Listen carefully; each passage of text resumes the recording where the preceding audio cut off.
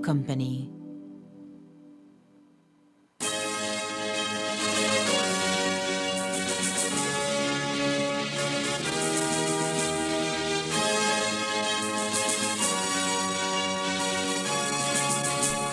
Tonight on CTV3 News, 3 years in office, is the Presenia administration borrowing more than what it earns?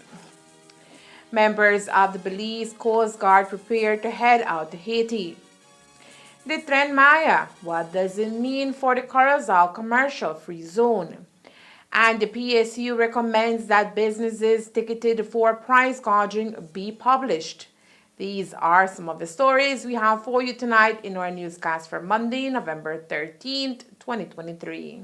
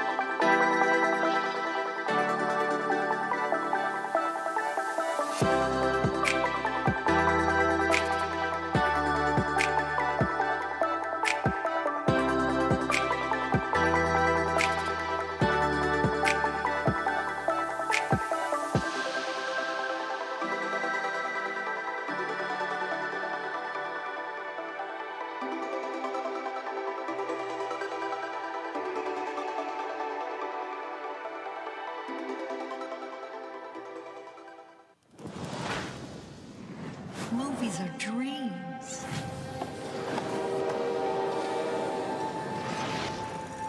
That you never forget.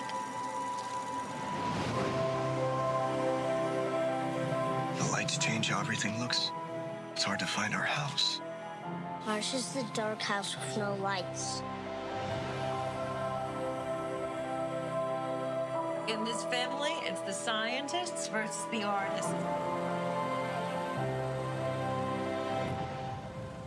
What kind of movie are we gonna make?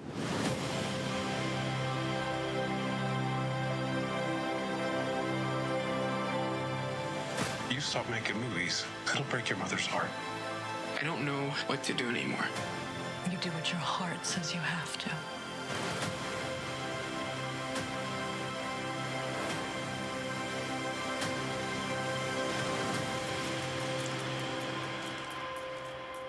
What was your favorite part?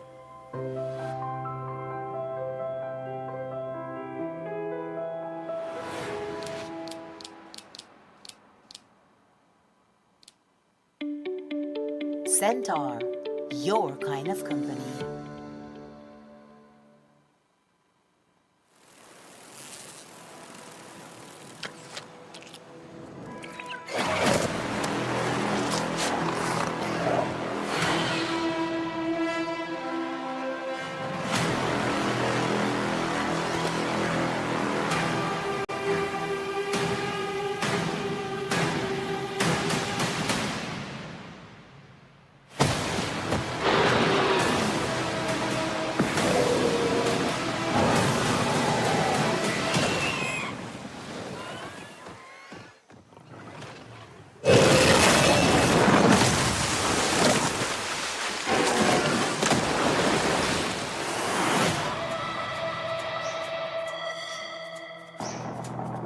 Jonas, we need your help. We're detecting increased aquatic activity 25,000 feet deep in the trench. It's an ancient ecosystem untouched by man. Whatever is down there is trying to make its way to the surface. This was a bad idea. Just a little bit.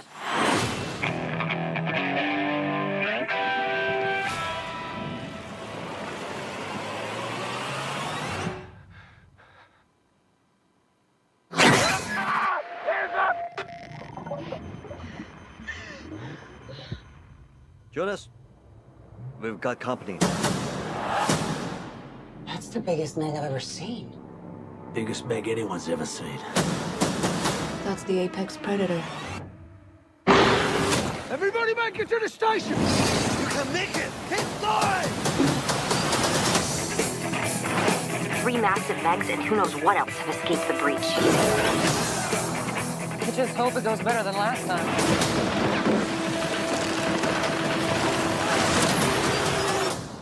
What happened last time?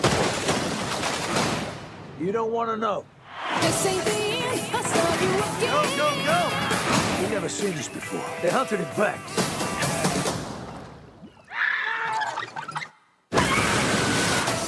We can relax.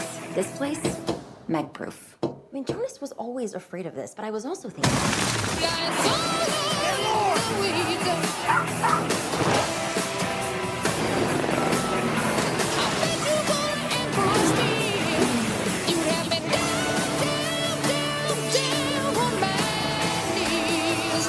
Ooh, Barracuda.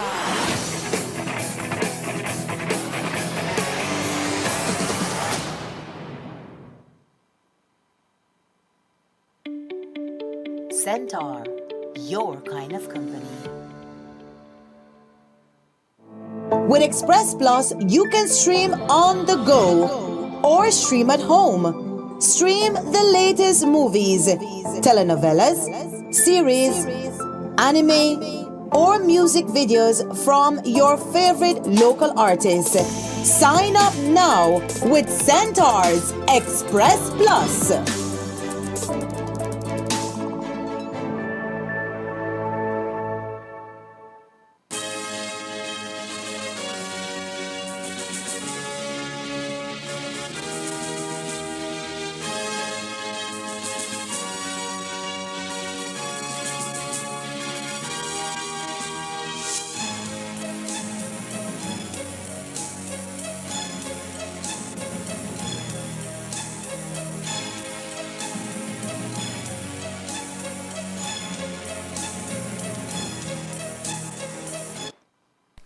Good evening with your news, also simulcast on Fiesta FM 106.7. I am Joanna Rodriguez.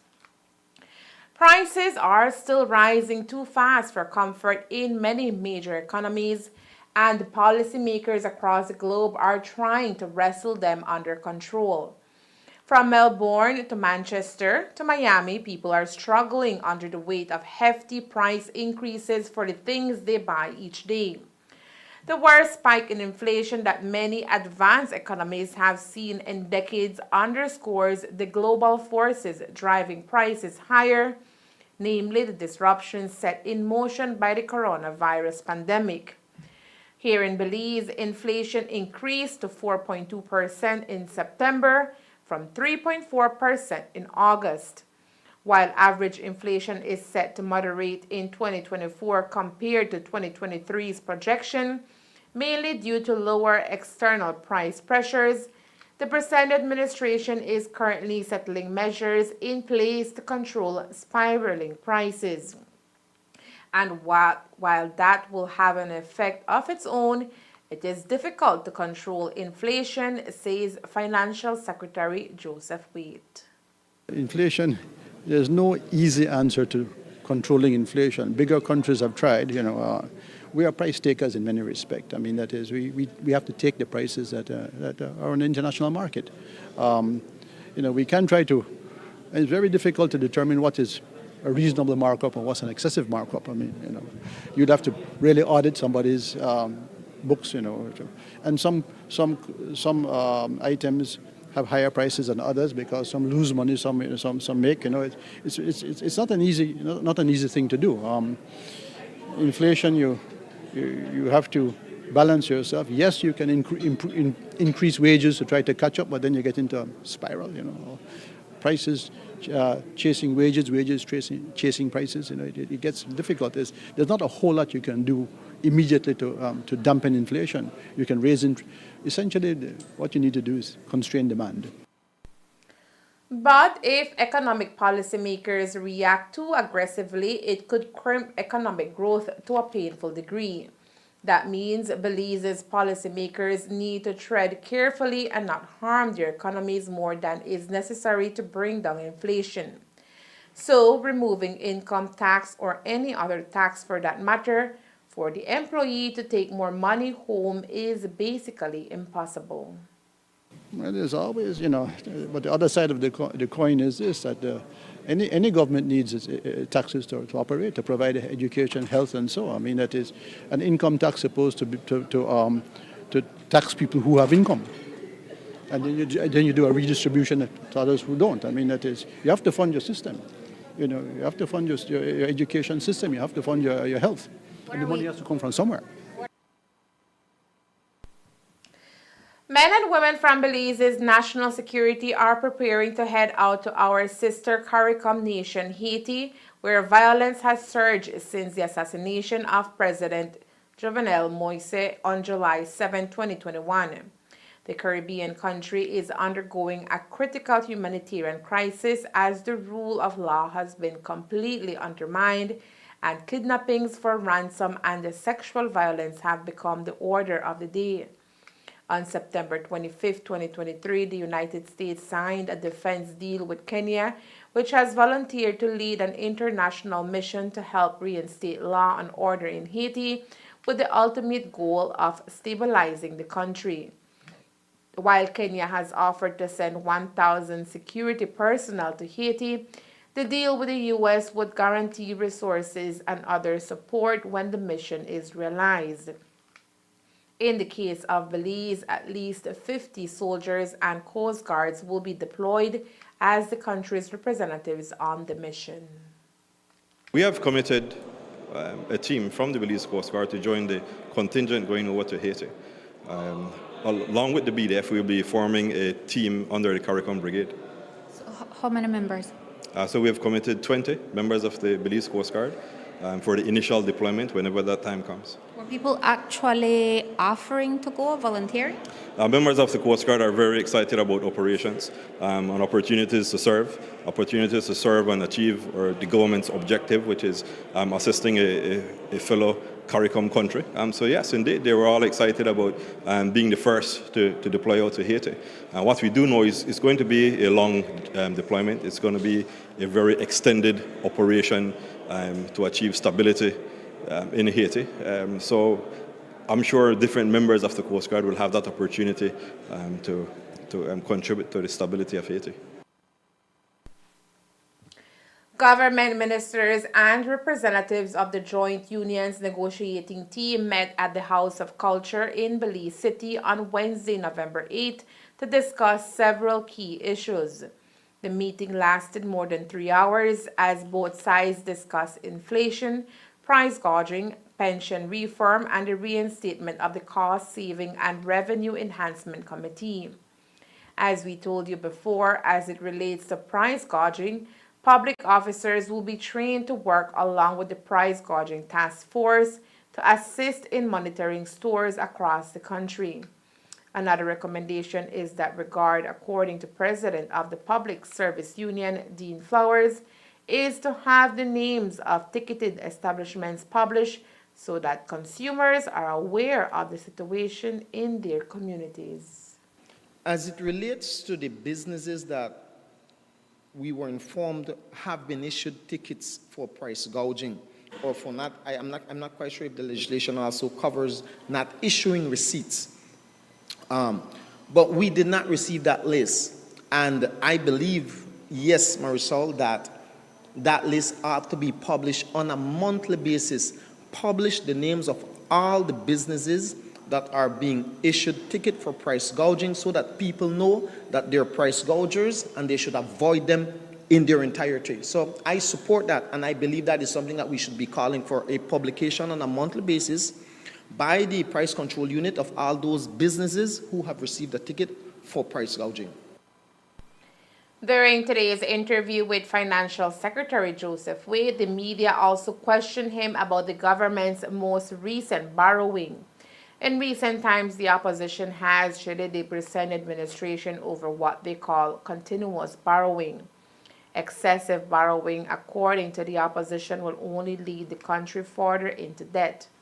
For any country to grow, however, the FinSec says there must be borrowing And with Belize currently at a stable 70% debt to GDP ratio, the country is currently in good standing in relation to its borrowing. You have to borrow to develop. No country of our size can generate the surpluses required to do your capital investment. The question is, you've tried to borrow from the sources that are as concessionary as possible and apply that to projects that have a good either financial rate of return or social rate of return. And sometimes you have to prioritize, you have to choose. You have to choose, okay, you need investment in health, you need education, you need infrastructure, but you try to choose, and one has to, it's a challenging process because there are multiple needs and wants. All of them by themselves are merited, So any government, regardless of political flavor, has a job ahead of them to determine how they're going to finance their way going forward, especially their capital investment in human capital, investment in physical capital, that type of thing. No? Any government has to borrow to keep going. The question is to borrow within your capacity to repay as well. No? So we have that capacity. I mean, we just keep adding on. Well, no, I mean, the thing is this, you expect that the funding, you borrow the money, you invest it into a project, the project will have a rate of return to help repay maybe a financial or economic rate of return. If it expands the growth in the economy, that will help pay back. I mean, the problem is not to borrow more than you can repay. It's a flow of money. You borrow and you disburse over time. In the meantime, you're repaying all loans. So I think the debt to GDP ratio is stable at around 70% right now. Coming up next, we bring to you day one of a 5 days workshop on the civil asset recovery and unexplained wealth law. Stay tuned. Singing around the world, dancing with every song, and experienced in one place only. The Latin Grammys are coming to TNT. Mi gente de México, mi gente de Argentina, de Sudamérica, de Centroamérica. The music award that makes the world dance. With live shows by your favorite artists. Gracias a la academia. Muchas gracias. Los quiero, muchísimas gracias. The Latin Grammys, Thursday, November 16th. We move with the music on TNT. Centaur, your kind of company. With Express Plus, you can stream on the go or stream at home. Stream the latest movies, telenovelas, series, anime, or music videos from your favorite local artists. Sign up now with Centaur's Express Plus.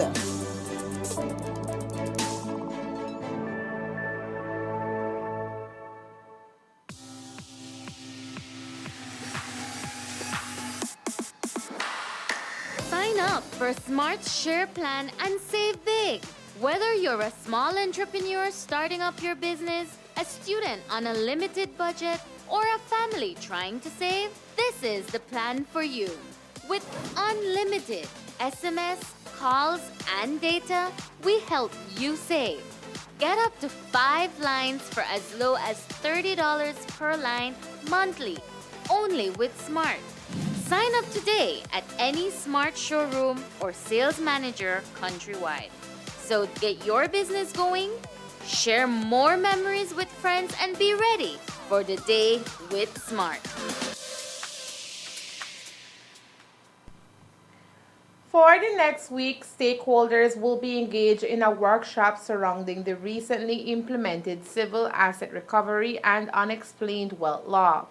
This legislation, which was put into effect back in August of this year, empowers the Financial Intelligence Unit to reclaim ill-gotten assets and wealth obtained through criminal activities. The law focuses on politicians and public officers. However, private citizens can also be brought under the microscope. The 5-day sensitization workshop is funded through the U.S. Embassy and expects to sensitize participants about the importance of the law in helping Belize towards UNCAC. The legislation is to give as explained by one of the speakers, is to give the authority, legal authority, to seize assets that are the proceeds of crime, and to set through a process to do so that will also protect the rights of the individual. It's not just a situation where, I'll take it until you can prove it. There has to be a legal process. Everybody has their own rights, But this is legislation that we have to do, and we have to implement, and we have to have the capacity to do so. Not only to protect the domestic system, but also the international financial system that we have. Money, proceeds of crime can move very quickly in very many ways, and this is an attempt to give the government and the law enforcement people here in Belize the legal capacity to try to address and to stop it. There's always room for improvement. There's always room to move. The banks have a fairly rigorous screening process. They have something called, when they see something that looks a little out of the ordinary, something that looks suspicious, they can file what they call suspicious transaction reports to the FIU. The FIU can take a further look. And also to know their customers, they have to do a lot of what they call customer due diligence to find out who's who and where the money is coming from. So the banks, they have a pretty tight system. In fact, some people complain that it's harder to open an account here in Belize than to open an account in the States.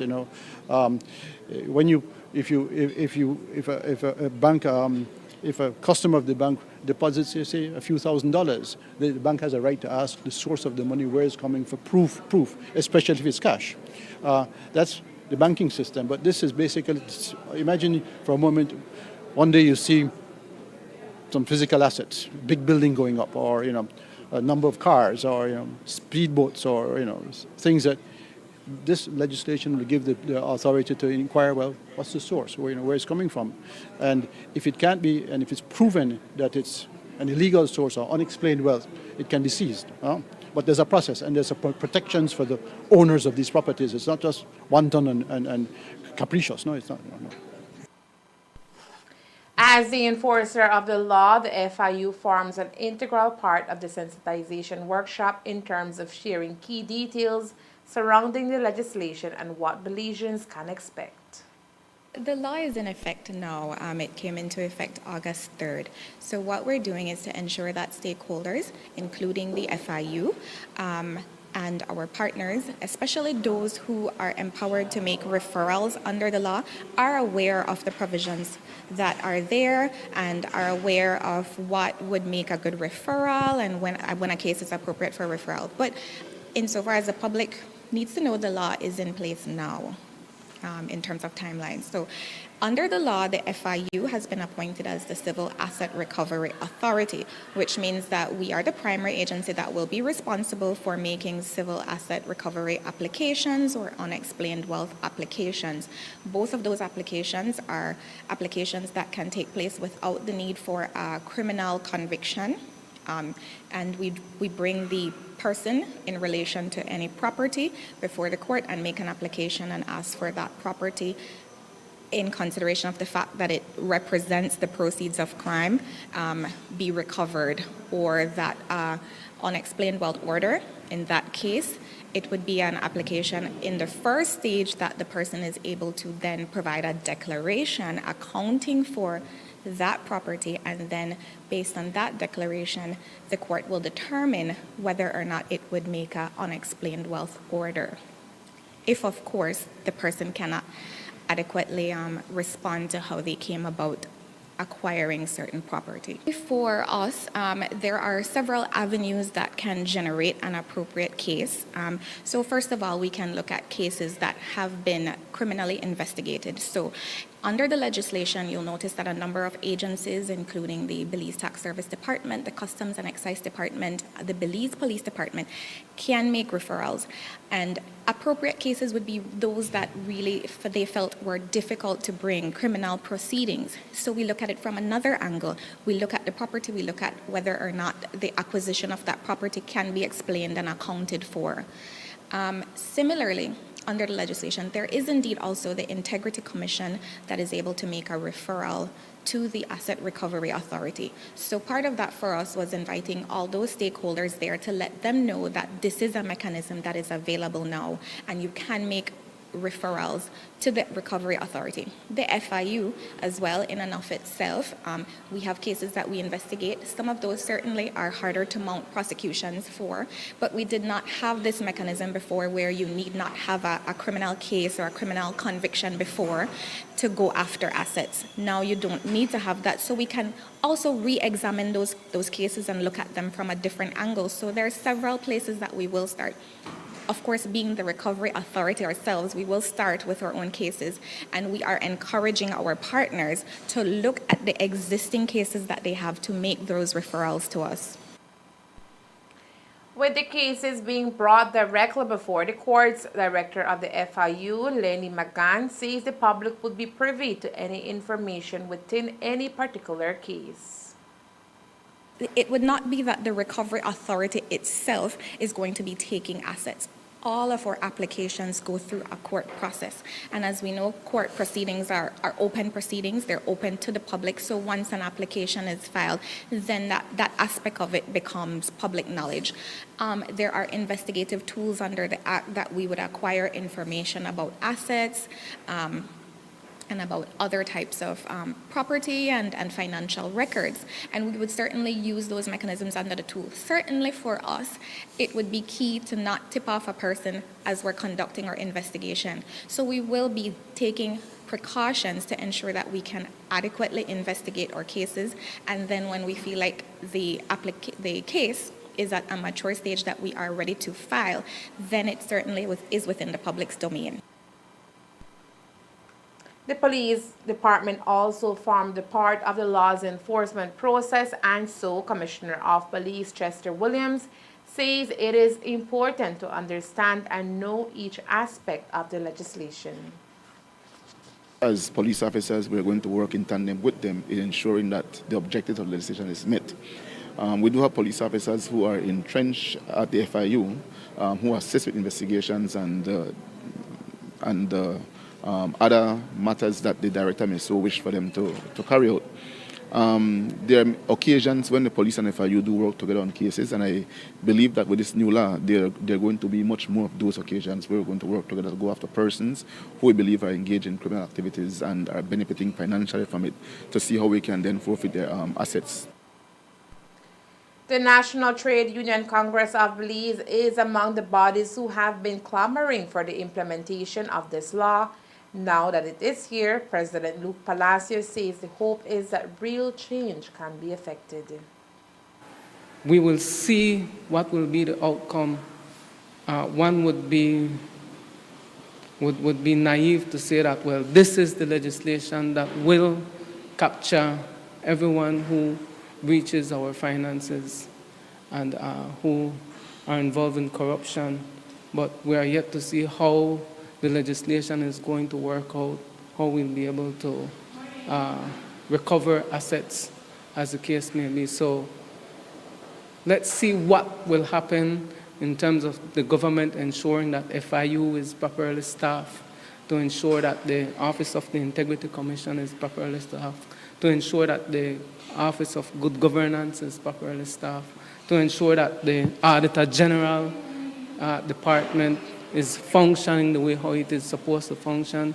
So it's not just the legal framework, but also very importantly are the authorities that are to ensure that they are playing their role actively, and we have to ensure, of course, that they are properly staffed and finances. The sensitization workshop will conclude on Friday, November 17th.